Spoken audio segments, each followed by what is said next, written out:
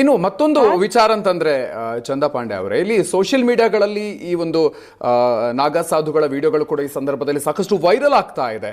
So ಅವರನ್ನು ನೋಡಬೇಕು ಅಂತ ಕೂಡ ಹೋಗುವಂತವರು ಸಾಕಷ್ಟು ದೊಡ್ಡ ಪ್ರಮಾಣದಲ್ಲಿ ಇರ್ತಾರೆ.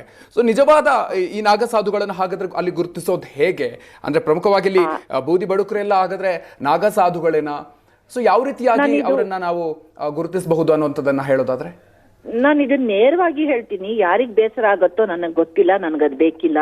ನಿಜವಾದ ಪದ್ಧತಿ ಒರಿಜಿನಲ್ ನಾಗಾ ಸಾಧುಗಳು ಪ್ರದರ್ಶನಕ್ಕೆ ಬರೋದೇ ಇಲ್ಲ.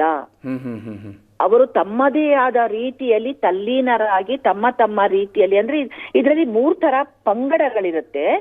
ಆಯ್ತಾ?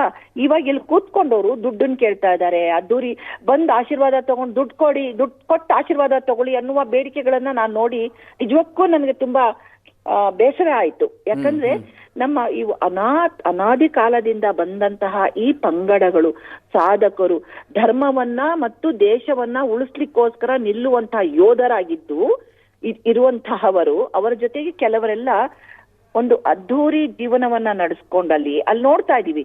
ಅಲಂಕಾರ ಮಾಡ್ಕೊಳ್ಳುವಂಥದ್ದು, ಯಾವುದೇ ಒಂದು ಹೆಣ್ಣು ಯಾರಾದ್ರೂ ಸಾಧಕರಿದ್ರೆ ತುಟಿಗೆ ಬಣ್ಣವನ್ನ ಹಚ್ಕೊಳ್ಳುವಂಥದ್ದು, ಆಯ್ತಾ, ಮತ್ತೆ ಒಡವೆಗಳನ್ನ ಹಾಕೊಳ್ಳುವಂಥದ್ದು, ಅದ್ಧೂರಿತನವನ್ನ ತೋರಿಸುವಂಥದ್ದು ಮಾಡ್ತಾ ಇದ್ದಾರೆ.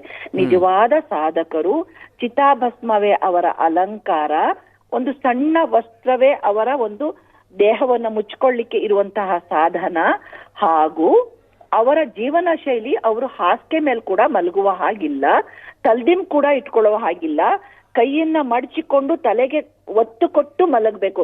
ಕೆಲವೊಂದು ಪೋಸ್ಟರ್ ಅಲ್ಲಿ ನಾವು ಶಿವನನ್ನ ಮಲಗಿರುವ ಶಯನಾಶನ ಶಿವನನ್ನ ನೋಡ್ತೀವಿ.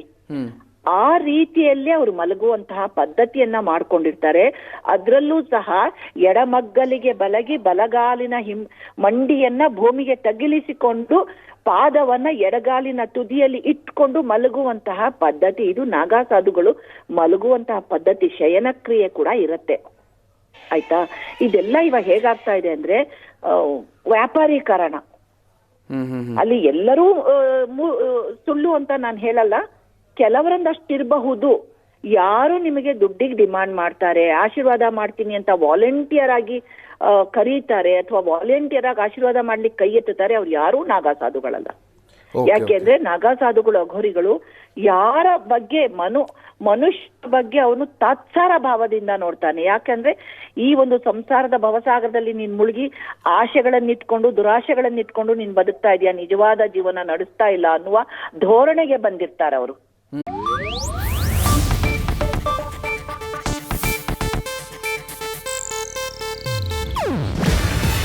ಇದು ಏಷ್ಯಾನೆಟ್ ನ್ಯೂಸ್ ನೆಟ್ವರ್ಕ್ ಪ್ರಸ್ತುತಿ.